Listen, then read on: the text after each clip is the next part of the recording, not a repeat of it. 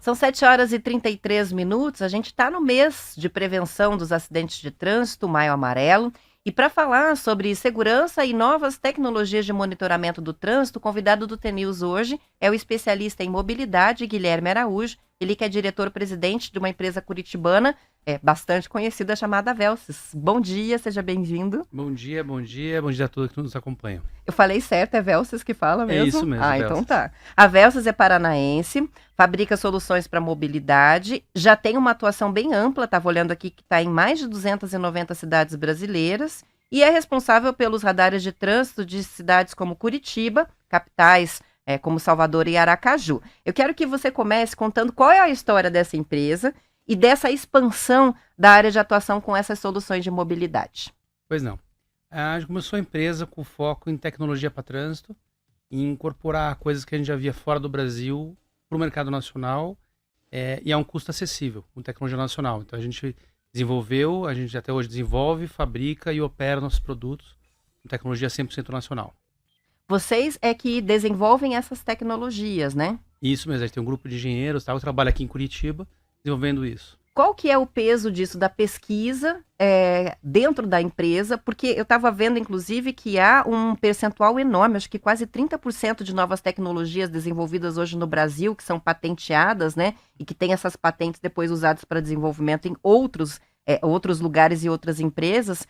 Cerca de 30% vem da Velces. Então, assim, tem um peso forte essa questão da pesquisa e do desenvolvimento ali dentro. Sim, a gente investe muito nisso. A gente tem aqui em Curitiba mais de 60 pessoas envolvidas na área de pesquisa e desenvolvimento. São quase 400 pessoas no Brasil, mas aqui em Curitiba especificamente para essa área de P&D são mais ou menos 60 pessoas. Fora as pessoas fora do Brasil, que a gente tem operações em outros países também. Tá, quando a gente fala sobre esse tipo de solução tecnológica de mobilidade, vamos conversar com... Eu sou leiga e com os ouvintes que também não entendem. Que tecnologias em geral são essas? O que exatamente vocês produzem? É só radar? São tipos de radares? Quais são? Vamos tentar enumerar aí quais são essas soluções. A gente trata com radar, mas tecnicamente radar é um produto que detecta a velocidade a partir do efeito Doppler. A gente trabalha com sensores de alguns tipos, dentre eles o Doppler, mas também laser por imagem, laços indutivos, fibra ótica, são algumas tecnologias que a gente usa para detecção da passagem de um veículo e a partir disso a gente adquire a imagem dele. E a partir dessas duas coisas a gente consegue hoje mais de 40 itens que a gente identifica do veículo. Placa, cor, modelo, algum tipo de adesivo, amassado, para múltiplas aplicações. Não se rende só hoje a um excesso de velocidade, uma infração de trânsito, mas também para a segurança pública. Então não é só uma questão de velocidade, pega muita coisa ali. Muita coisa. Tá, você falou sobre Doppler e eu vou aproveitar, porque eu me lembro bem quando os radares chegaram aqui em Curitiba, né? E cada vez que ia fazer a instalação dos radares, tinha uma obra. Então você mexia no asfalto, quebrava alguma coisa, e estava lendo que esse modelo de radar que vocês usam, ele não precisa desse tipo de intervenção. Como é que foi a evolução da tecnologia de monitoramento por radar? E explica pra gente de uma maneira que a gente possa entender como é que funciona esse radar com a tecnologia Doppler. Vou tentar ser didático. Ok. Os sistemas mais tradicionais usam o que a gente chama de laço indutivo. São fios enrolados, bobinas elétricas, que você corta o asfalto e coloca esses cabos dentro do asfalto, com uma distância entre eles conhecida, e quando uma massa metálica, no caso um veículo, passa em cima deles, dá um sinal. Então passa no primeiro laço, dá um sinal, passa no segundo, dá um sinal, você tem o tempo entre eles, você sabe a distância e calcula a velocidade. Esse é o sistema mais tradicional, que é o que você referia. E aí disparava uma foto, né? Que era feita a foto se ultrapassasse a velocidade. Antigamente, quando a Velces começou, algumas empresas ainda usavam foto com um filme. Era uma coisa maluca, olha assim, só. De ter um sistema. E não faz tanto tempo assim, não né? Não faz tanto tempo assim. Era uma disparo de uma foto mesmo, a pessoa tinha que ir lá, retirar aquele filme, revelar a foto. Eu me lembro de uma época que a gente chegava a perceber o flash. Isso. Pelo flash você sabia, puxa, passei acima, porque disparou, né? O flash é uma coisa curiosa, né? No Brasil a gente passou a usar o infravermelho, que eu acho que é o adequado, para não incomodar os veículos, mas em alguns países entende-se que é importante a luz, nos Estados Unidos, por exemplo, que o flash visível é importante como uma medida educativa, para a pessoa saber que foi flagrada e para os demais saberem aquela pessoa fez coisa errada. Sim. Então é uma questão um pouco cultural. E era mesmo, né? Você olhava para o vizinho e às vezes até Dava risada, dependendo Bem do isso. comportamento, tava vendo que aquele motorista estava acelerado, né? Em E aí estrada via e não- falava, pegou, né? Em estrada era muito comum, né? Você tava É. andando, daqui a pouco você viu um flash em algum lugar, será que fui eu? Quando era com a gente era triste, Será mas que fui quando era eu? com os outros, nem sempre, né? Exatamente. Interessante, e mudou completamente, né? Agora não tem, não é foto, a imagem é registrada de todos que passam? É assim, agora voltando para a explicação. Então, assim, tem a questão tradicional, como eu disse, o Doppler é um outro tipo de sistema. É um sensor que ele emite micro-ondas e essas micro-ondas refletem. Como se fosse o sonar do morcego, de uma baleia, e essas ondas refletem. Existe um efeito chamado efeito Doppler, que ele altera a frequência da onda. Então, quando ela reflete e o objeto está se afastando, essa onda fica com uma frequência menor, como se o som ficasse mais grave. Sabe o carro de Fórmula 1 quando passa, fica Sim. aquele barulho? A diferença do som que você escuta não é que o motor alterou, é porque antes ele estava vindo em direção a você e depois está se afastando. E o quanto altera essa frequência é proporcional à velocidade. Então a técnica é você medir a alteração de frequência e com isso calcular a velocidade. Então esses sensores trabalham sem contato direto com o asfalto, emitindo micro-ondas numa direção, num campo de visão específico, e tudo que passar naquele campo de cobertura do sensor, ele detecta e mede a velocidade. Então você falou de laço indutivo e esse é o laço virtual, é isso? É o que chamamos de laço virtual. O laço virtual pode ser feito por imagem, por Doppler ou por laser. Esse que eu falei agora foi o Doppler. Ah, legal. Você falou sobre 40 coisas que podem ser registradas, né? O que esse modelo de radar, que é o que a gente tem hoje em Curitiba, por exemplo, ele é capaz de captar ou capturar, e de que forma isso pode ser usado? Então a gente capta, como eu disse, coisas como, obviamente, horário, local, cor, marca, modelo, placa, velocidade e comportamentos, por exemplo, se ele ficou na faixa que deveria, se ele fez uma conversão, se ele alterou de faixa, se ele foi em frente. E a partir disso, você cruza informações com a regulamentação da via. Então, se é uma via exclusiva para ônibus e é um carro, isso é uma infração de trânsito. Se é uma via que você é obrigado a fazer uma conversão à direita, aqui em Curitiba tem muitos exemplos, né? E você tem algumas faixas específicas destinadas à conversão obrigatória à direita, por exemplo. O semáforo está fechado, mas quem vai virar à direita, o semáforo está aberto. Aquela faixa é exclusiva para isso. E muita gente, tá o trânsito parado, ele quer ir em frente, o trânsito está parado, vai em frente, vai pela faixa direita. Isso causa uma Em vez de infração entrar na trânsito. parte pontilhada, que é o lugar de acesso mesmo à canaleta ou à faixa exclusiva para poder fazer a conversão, tem muita Virando. gente que simplesmente trafega pela. E isso faixa. isso foi uma das infrações que eu acho que o curitibano já percebeu que o radar pega. Então, trocou fora do lugar, vai aparecer lá também. Agora, o que acontece dentro do carro, por exemplo? Captura falando no celular, a pessoa que não está com a mão no volante, é possível? Captura, nossos sistemas fazem isso, não tem uma legislação nacional sobre isso, para uma infração automática, e aqui em Curitiba não é aplicado esse tipo de sistema para infração de trânsito automático. Não é usado. Não é usado, mas a tecnologia faz isso. Seria possível pegar, inclusive, esse tipo de infração. Sim, a gente consegue, por exemplo, em algumas capitais brasileiras, a gente faz, por exemplo, saber se a pessoa de moto está andando com chinelo ou não. Olha só. Então, o muito uso é bem preciso. amplo, né? Muito amplo e muito preciso. E do ponto de vista, não da segurança no trânsito, mas da segurança pública, é possível utilizar esse tipo de tecnologia e de forma integrada com sistemas centrais de vídeo monitoramento auxiliar as polícias, por exemplo? Sem dúvida, aqui em Curitiba é feito isso, todas as câmeras radares em Curitiba são integradas à muralha digital, que é um sistema da prefeitura, da parte de segurança pública. Todo veículo que passa, você cria um banco de dados dessas passagens. Você sabe, a partir disso você consegue analisar o comportamento dos motoristas, identificar se é um comportamento padrão ou associado a algum tipo de crime. Então, dá um exemplo simples assim, de entender. É um assalto ao banco. Ninguém assalta um banco. Vou assaltar um banco, vai lá e assalta. Você planeja. A pessoa normalmente pega um carro, vai várias vezes. Tem uso de batedor, que é um carro que acompanha para acompanhar a operação, não participa diretamente, mas acompanha. Então você consegue perceber um comportamento anômalo naquele veículo. Isso já pode disparar um alerta amarelo automático. Existem outros, mas assim, sim, a gente consegue detectar Por uma série exemplo, de placa coisas. de carro roubado entra no sistema e é possível captar isso? Isso é automático. Então, o sistema de alarme, então você tem as listas brancas e listas negras, né? Então, os carros roubados estão sempre em listas negras. Então, são veículos procurados por algum motivo, sejam roubados ou envolvidos em algum crime e tal, eles estão em listas negras. Se eles passam por qualquer equipamento, é gerado um alerta na central e a polícia sabe que horas ele passou e para onde ele está se locomovendo. Uhum.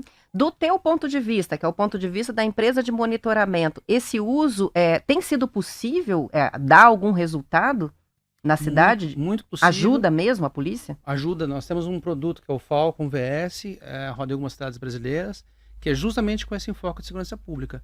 Então ele monitora em tempo real todos os veículos que passam, fazer uma coisa que o ser humano seria incapaz de olhar, que é olhar todas as placas o tempo inteiro, 24 horas por dia, e perceber esses movimentos dos veículos envolvidos em algum tipo de crime. É lógico, né, que dificilmente uma cidade vai ter um efetivo policial capaz de ir atrás de todos os alertas que são emitidos, né? Mas quando é mais grave, muito possivelmente, daí é possível fazer a diferença, né? Exatamente. E trabalhar muito com dados de inteligência. Tem um estado especial no Espírito Santo que a gente tem um projeto muito interessante, que é do Cerco Eletrônico, que é justamente trabalhar com um projeto de inteligência preventiva. Então você acaba com o crime organizado, entendendo os movimentos, veículos roubados, descaminhos. Não estou falando só de crime urbano, mas pense em contrabando, em tráfico de drogas, de armas. E se a gente for pensar em estradas, né? Em estradas, exatamente. Ou entradas e saídas de cidades. Porque o crime se locomove de alguma forma. Né? Não existe teletransporte. Então, se a pessoa assalta, o objeto furtado, de algum jeito, vai se locomover pela cidade. E se você puder rastrear isso e verificar, você consegue entender quem está por trás daquilo. Não é aquela pessoa só da ponta que cometeu o crime na ponta com o assalto, mas para quem ele destinou, para onde foi usado, o que é muito importante para as políticas onde públicas. Parou, né? Quais Onde foram parou. as paradas? Interessante. Quando os radares surgiram, a primeira reação dos motoristas em geral foi bem negativa. Eu me lembro bem disso aqui em Curitiba, né? Por bastante tempo você falava, inclusive, da tal da indústria da multa e as pessoas ficaram muito preocupadas com o que aconteceria. Mas, pela minha percepção, quando a gente começa a ter resultados, redução de acidentes, assim como foi a Aracalma aqui da capital, que gerou todo uma reação, né? A velocidade muito baixa, não vai funcionar, mas aí você mostra uma redução de acidentes, parece que a aceitação e a percepção da população muda com relação ao uso da tecnologia. Queria que você falasse sobre esse processo, como é que você vê esse processo nas capitais brasileiras, nas cidades em que a empresa atua, e que resultados efetivamente de segurança no trânsito dá para destacar envolvendo, né, o monitoramento do trânsito? Eu acho que a grande dificuldade é a comunicação do poder público com a população.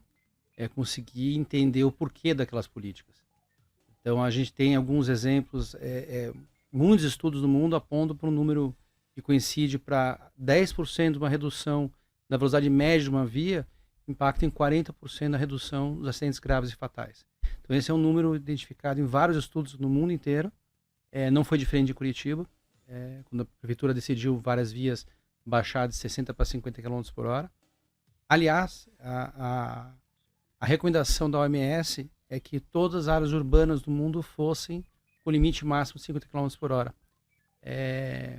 Alguns países adotam isso, a Europa inteira adota, o Canadá adota, a Austrália adota, alguns países, até nossos vizinhos aqui, Peru, Chile, adotam esse limite. O Brasil não tem uma lei federal, mas acho que a tendência de Curitiba foi nesse sentido, de colocar um limite de 50, no caso da Aracalma, 40 km por hora. E na tua visão de especialista em mobilidade, tá certo reduzir mesmo? É bom que tenha sido reduzido? Acho que sim.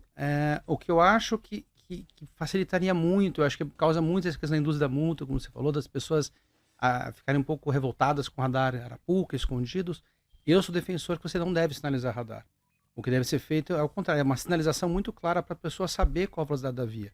A confusão que é causada é a pessoa não saber qual a velocidade. Cidades que têm velocidade 30, 40, 50, 60, 70, você nunca sabe qual que é a velocidade limite ali, você está sendo meio perdido com a impressão que está sendo perseguido por um radar.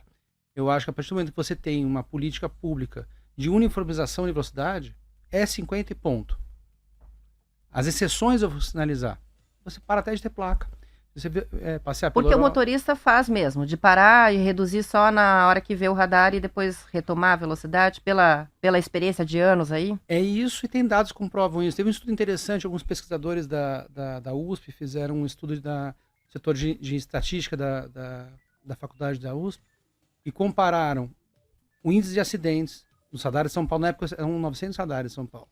Eles compararam os índices de acidentes num raio de 25 metros do radar para acidentes a mais de 100 metros de um radar. E varia de região para cidade, mas é de 2 a 8 vezes mais o número de acidentes que ocorrem longe dos radares do que perto deles. Então, esse comportamento do motorista de frear no radar e acelerar de novo é um pouco motivado por essa tendência brasileira de, não, preciso avisar a pessoa que o radar está aqui, a pessoa freia ali.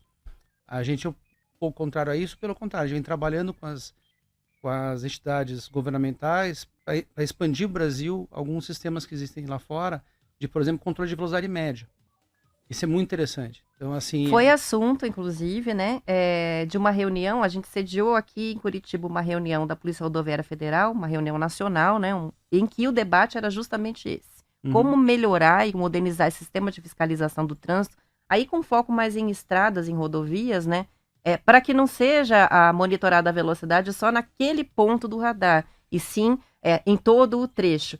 Já existe uma maneira de fazer isso? A gente fez em caráter experimental, em conjunto com a Polícia Rodoviária Federal e uma concessionária de rodovia no estado de Minas.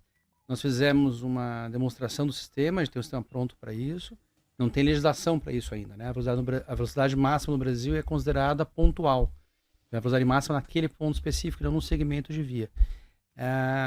O que a gente está demonstrando para as autoridades é como é que você altera a regulamentação para enquadrar essas duas coisas. Então, por exemplo, em trechos como serras, onde você tem um começo e um fim por 5, 10, 20 quilômetros, mas não tem ponto de ultrapassagem, é pista simples, não tem o que fazer, não tem como o que justifica a pessoa exceder, na média, aquela velocidade máxima daquele trecho. Então faz muito sentido. A Itália é muito conhecida por foi um dos primeiros países que fez isso. Funciona, deixa eu tentar imaginar como funciona isso. É mais ou menos o cálculo do tempo. Aquela pessoa passou pela serra num determinado intervalo de tempo e aquilo torna óbvio que ela ultrapassou o limite de velocidade, porque não seria possível chegar tão rapidamente, é isso? É isso, você captura a placa dela na hora que ela entra no trecho e a hora que saiu. Você conhece a distância, você calcula a velocidade média. Então a pessoa não pode exceder a velocidade média do trecho. Se for um trecho de 60 km por hora, ela não pode, em média, passar a mais de 60 km por hora. Lógico que vai ter furo, né? Se alguém, por exemplo, se a pessoa para num posto, ela vai demorar um pouco mais e daí a impressão vai ser de que ela não ultrapassou, Sem né? dúvida. Mas talvez combinar os dois modelos, né? O que pegue a média e o que também tem alguns trechos em que pode monitorar ali se não está ultrapassando, né? É exatamente nossa recomendação. É isso? Exatamente usar um isso. sistema misto. Misto, onde você tenha o controle em segmentos, por exemplo, em áreas urbanas, em trechos que tenham muitos pedestres, por exemplo, a própria área calma que a gente falou. Então, toda aquela área monitorada. Então, você pode fazer verificações de velocidade média no trecho, mas também tem trechos muito específicos. Aqui tem uma passagem pedestre, aqui tem um hospital, aqui tem uma escola, ou no caso uma rodovia, aqui tem uma curva perigosa, muito acentuada. E daí funciona quase como uma lombada, né? Exatamente. Virtual, né? A gente teve por muito tempo a lombada eletrônica, o radar está fazendo às vezes também. Tem trecho que realmente ali é para reduzir, né? Houve muita discussão no passado sobre isso. Hoje tem uma regulamentação do CONTRAN que estabelece quando você colocar que é a lombada, e quando colocar o outro, que é o radar discreto, que a gente chama. Não é aleatório, né? Tem um estudo técnico que determina quando um é o outro. Basicamente, o conceito é quando tem uma alteração pontual de velocidade, que é os casos que a gente falou agora. Então, eu estou numa rodovia, 100 km por hora, eu tenho uma curva, algum motivo que baixou para uma área urbana, uma travessia de pedestre, uma passarela, baixou para 60, naquele local, a recomendação é usar uma lombada. São 7h52. Vamos fazer uma pausa rapidinho para o intervalo e a gente já volta para concluir a conversa.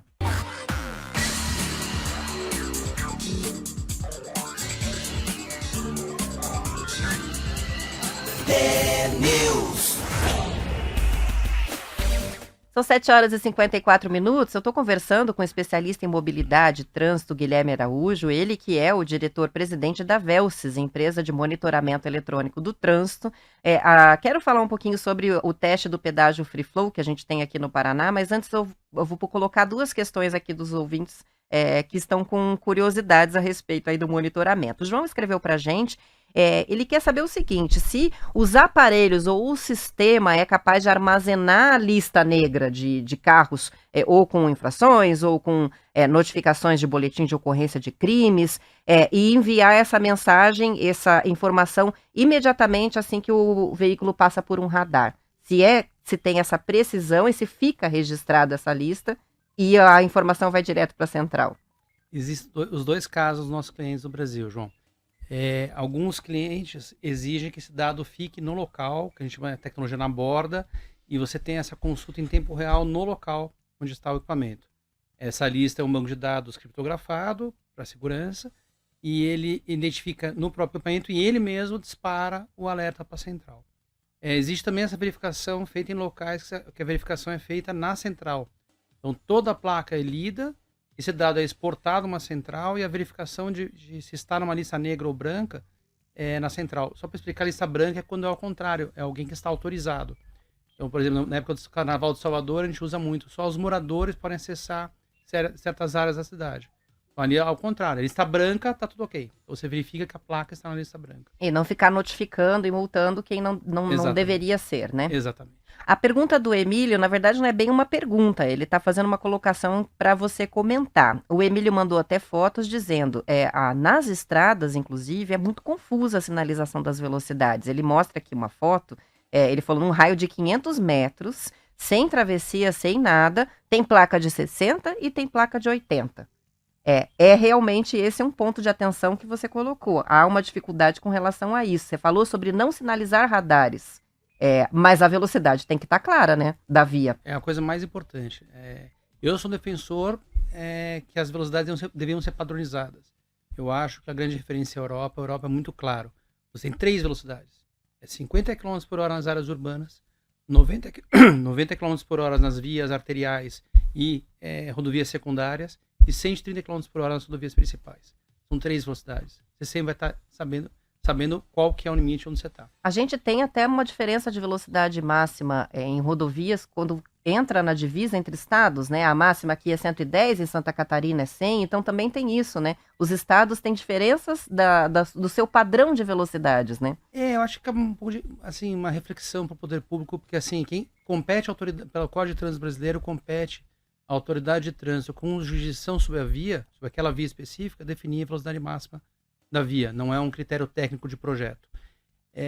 Eles tinham que ter um pouco mais de sensibilidade que, assim, do ponto de vista técnico, de engenharia de tráfego, é muito mais importante você ter o que a gente chama de harmonização de tráfego. Você tem uma velocidade constante. O acelerar, frear, a gente acha que está ganhando alguma velocidade acelerando um pouquinho, então é melhor você nivelar por baixo e padronizar embaixo. A gente fala muito de velocidade média. Você numa rodovia deve ter tido experiência. Se você fez um trecho na média 80 km por hora, deve ter chegado a 100 por hora, 110 por hora no máximo. As pessoas aí querem correr mais. A velocidade média deles, eles vão a 140. Eles vão em alguns trechos bem específicos, assumem um risco enorme, a sua vida para dos outros, e ganham o quê? 5 minutos? 6 minutos? Façam as contas. Às vezes nem isso. Às vezes nem isso. Então assim, não vale a pena. Então acho que é importante, e no caso urbano a mesma coisa. Acho que era muito mais simples você padronizar uma velocidade única, se é 40 é 40, se é 50 é 50, para todo mundo saber e respeitar aquele limite de velocidade. Vai ajudar, inclusive, na fluidez do tráfego.